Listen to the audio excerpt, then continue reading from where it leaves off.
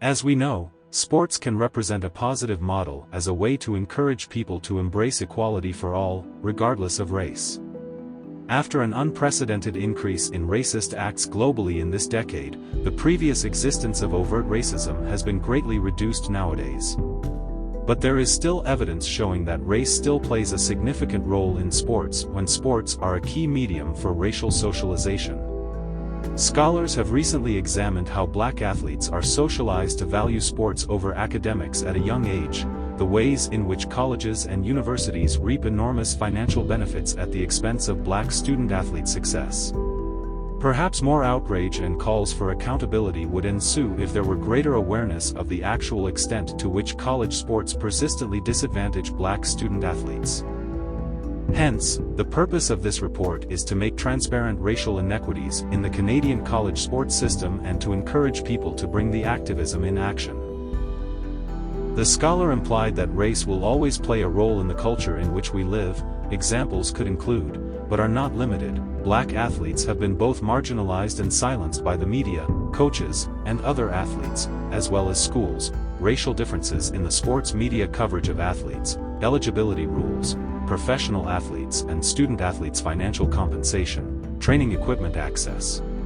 Athletes are lacked academic resources to support them while they spend the majority of their time on training. And this is the culture or a norm, even from elementary school. Many black residents in areas such as Jane and Finch really lack academic resources, mentioned by the participant. This was something that was missing from the beginning, more so because of race. My experience growing up, again, playing sports from elementary school. When it came time for sports, oftentimes in the area I grew up in, there's a lot of black students, or a lot of black athletes. Some of the best athletes that we had on my elementary school team were black. And when you look at us as people or as athletes, when it came time to go to a basketball tournament, soccer tournament, volleyball tournament, track and field tournament, in the athletic realm, we felt really valued. That's when the coaches cared about us and they would motivate us, tell us, encourage us, great job, everything like that.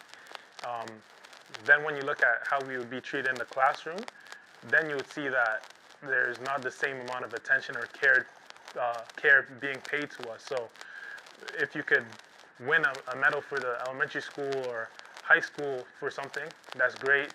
They'll cheer you on. But in the classroom, it would be a bit of a different story. Again, that could be due to lack of resources, one teacher to 30 students, lack of social awareness, lack of cultural differences between students and teacher.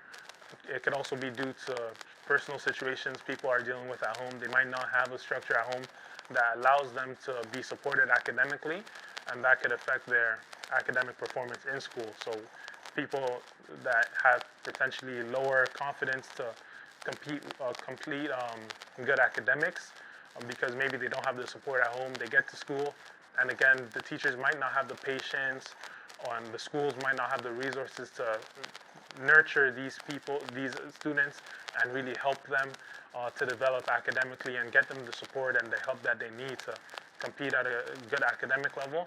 I feel like that is something that is pervasive in society, and it affects black athletes going from elementary school to high school level to university. Wrong assumption and representation is also another inequality. Many people believe that black is here to compete. What I mean is, if you see a black with track suits on campus, the first impression is, oh, he's an athlete. They are just attending school for games, not for academics. So when it comes to academics, not more people would think of providing more learning assistance to them. The perception of me as an athlete, and I think also being black, affected how people viewed me. So whereas in high school, people could view you as an athlete and still be interested in who you are, and be proud that you're able to compete at a good academic level. Going into university now, I started to realize that if I was an athlete, I was boxed in to be an athlete, and especially as a black male, there's assumptions that are made about you when you are identifying as an athlete. So you would have professors that think that you're just there to play a sport. You would have people that think you're just there to play a sport. They might assume that your academics are failing. So a lot of assumptions were made that I really didn't like anymore. It's in my first year, I had a sociology of sport course, or sociology of sport, I believe that was the title. And we looked at a lot of social issues, one of them being minority athletes, and funny enough, minority athletes from the Jane and Finch community. So looking at that article in my tutorial, as one of the few black people in the class, and one of the few black athletes, and especially the only black athlete from the Jane and Finch community, I felt as though that article, they were reading me. They're really getting a glimpse of who I was as a person. And when we would read the article, everyone in the class would kind of look at me to participate, like to say my piece, knowing that I identify strongly with it. But at the time, I didn't want to speak up or anything like that because it was a lot to face your identity like that. The attention and care you're given as an athlete is great. In regards to the academics, it's not the same. So again, everyone loves you if you're able to perform well athletically, and that's a big part of your identity. The academics, they just want you to be eligible, and they don't want you to be pulled from competing. So as long as you're not getting C's or D's, you're not failing courses, they're fine. But there's not enough people pushing or supporting you academically to earn the A grades even in high school. And then when you go into university now, again, you have a lot of black students that mainly identify with just the athletic part of their identity, and they're able to get a lot of athletic accolades, and they're outstanding athletes, excellent at what they do, and really disciplined athletically, but maybe growing up they didn't have the support academically to be able to now succeed academically. They might not have the belief. No guaranteed scholarship. Most athletes at the college level in North America usually receive scholarships to enter university, but it is based on the athletes achieving excellent sports performance. For example, if the athletes are injured and cannot represent the school to perform, or they are not training hard, the scholarship for the athletes will probably be cancelled by the coach. In this way, it seems that all the power lies with the coach, and the athlete is forced to obey. This is the Toronto Track and Field Center. So this is where I spent a lot of my time. Like I spent almost every day I'll be here. If I'm on campus, at some point I'll be at the Track and Field Center. So spent 5 years here running, and now I'm coaching, so that's pretty cool. And the scholarship that I got was a renewable scholarship from my first year. So as long as I maintained a 6.0 GPA, I could renew it. And it helped me a lot to pay for school. It relieved some of the financial stress associated with that. Sometimes they don't have as much time or energy to put into academics because they're just focused on the athletic part, because that's what they're taught to do. That's what they're being paid for. They're not being paid for their academics. Even if they got an outstanding academic GPA, but they didn't perform well athletically, the scholarship could still be taken away from them. And you have examples of coaches telling students, you're here to play the sport. You're not here for anything else but to play football, to play basketball, to run track. So that takes up so much of the students' energy and focus and time, where that's all they can focus on. Academics is pushed off to the side. Community engagement is an afterthought.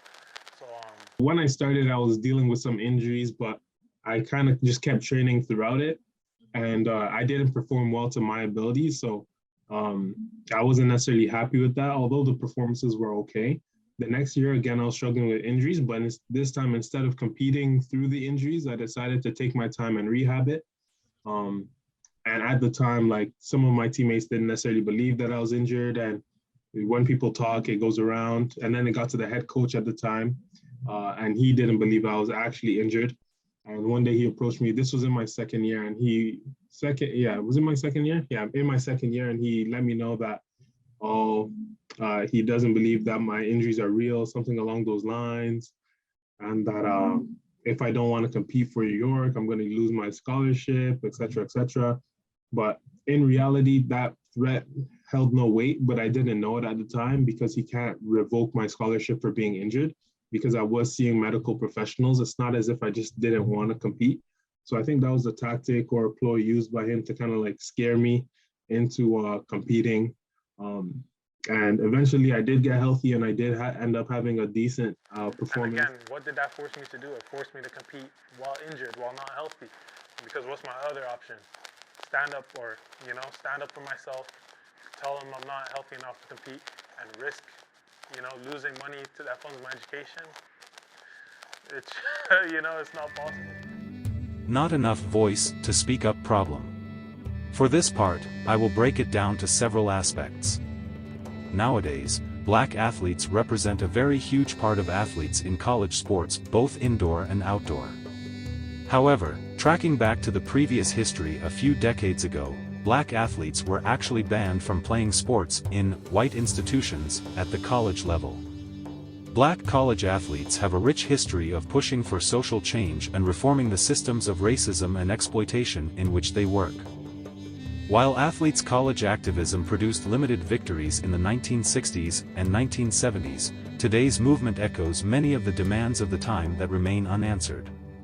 An interview of What Happened to the Revolt of the Black Athlete states that if we ask them about the history of the black athlete at college level, and sadly not many athletes could tell the history. So the point is, if they don't understand their own history, how can we understand the nature of the problem by using decolonizing research method as we did on the indigenous community? And sadly, with this mindset, their ignorance of history certainly dooms us to see it disappear when people forget how it happened. Lack of engagement. Another reason is from black athletes themselves. They are lacking engagement in race-related activism, and which has been criticized by several writers. The willingness of athletes when engaging in activism is not as much as before. Our participants insisted today's black athlete has a different mentality and mindset toward issues of race than his predecessors, and there is not as much of a willingness by today's athletes to engage in activism. The majority of athletes are focusing on getting into a higher league or focusing from a financial standpoint. Lack of real action. Someone will be like, there actually many people are talking about this issue online through social media. Because social media online is too easily accessible, we can just share information or a post with our fingers in a second. But if we really talk about how to bring this activism into real action, most people are lacking engagement. People are not aware that they have the power to influence people around by bringing into real action. They don't realize even an hour of the volunteer will impact the youth, said by interviewee. In my own personal experience, for instance, when I look at my experience at York University, there was a big black student population, a big black athlete student population. And when we look at community engagement, for instance, and we look at the mentorship program, as a first-year mentee, there weren't too many black mentors in the program that I could look up to. There's just one or two or a handful. I decided to also participate in this program because being able to be one of the black mentors now for younger black athletes and being able to relate to them on more than just an academic and athletic sense, but also having shared previous experiences and shared understanding of some of the factors we go through outside of sport. That's why I got engaged with the community engagement at York University as an athlete, as a volunteer coach, as a mentor, and that's why I'm currently also tutoring high school kids at the Jane and Finch area in math and sciences, trying to help them in their academics, because college really taught me that the importance of representation. So seeing people that look like you, that come from places you come from, do great things, right? It inspired me to also do great things. So being able to benefit from all the hard work and sacrifices that many volunteers and staff had put into, trying to improve situations for me. Now being in an improved situation, I also want to be someone that the kids could look up to, my little brothers could look up to, kids in the community could look up to, and I make sure to stay engaged in the community and let them know that, hey, I'm also from the Jane and Finch community. Hey, I competed as an athlete. I also got some good academics, and everything that I've done, you could do too. This is Westview Secondary School. So it's with the SBL program, so Success Beyond Limits. So I'm here Tuesdays. I think I'm going today as well. So Tuesdays and Thursdays is when I'm going to try to go. So it was kind of brought to me like in an email. So the people from SBL reached out to a professor at York. He sent it to my professor, who asked us if we would be interested. And because like this semester I wasn't too busy and it's close to home, I figured it'll be a good thing to do because I had the time to do it. And if they're looking for a math tutor, I was under the impression that they're really struggling to find someone. So since it wasn't like out of my way or anything, I just decided that, yeah, why not? Mm-hmm. It's hard for them to understand it in the big classroom setting. So when the teacher is teaching, maybe they're teaching at a faster pace than some of the kids can keep up at. And some of the kids don't have the extra help needed to understand the concept. So they might be like slowly understanding it, but the teacher keeps teaching new stuff. So having a tutor helps them kind of like consolidate their learning and really grasp a concept so that they can keep up with the rest of the class. The law is helpful but not enough. The mindset and real action are important. Even if there are tremendous policies and laws to regulate the race issue, however, these legal mandates are only suitable for dealing with racist behavior, not racist ideology. In my personal belief, I think the best way to improve a community is by the participants or the people in that community to take self-responsibility for the improvement of that community. So being a Jane and Finch resident, I've waited a long time to see the government put in some laws or regulations to try to help the community.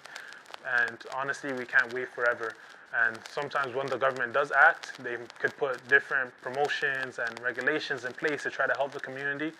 And when it's put in place in the ground, it might not be as much as the community needs.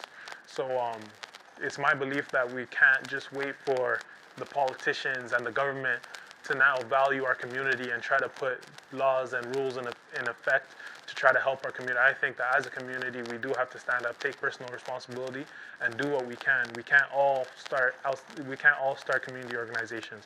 We can't all get involved in community organizations, but we could be better mentors and role models for the youth in our life, our own family, our daughters, our sons, our nephews, nieces, little cousins. So I think taking personal responsibility like that would probably be the more effective way of bringing about change than to waiting for the government to support us. But honestly, if we pair the mentality and the self-responsibility to bring about change of the community, and you pair that with action and laws and regulations and policies from the government, I think that would be the perfect marriage to bring about effective and rapid community improvement. But I think that the most important thing is the mentality and taking this decision and the responsibility to do what we can to improve our community. And that's for every individual.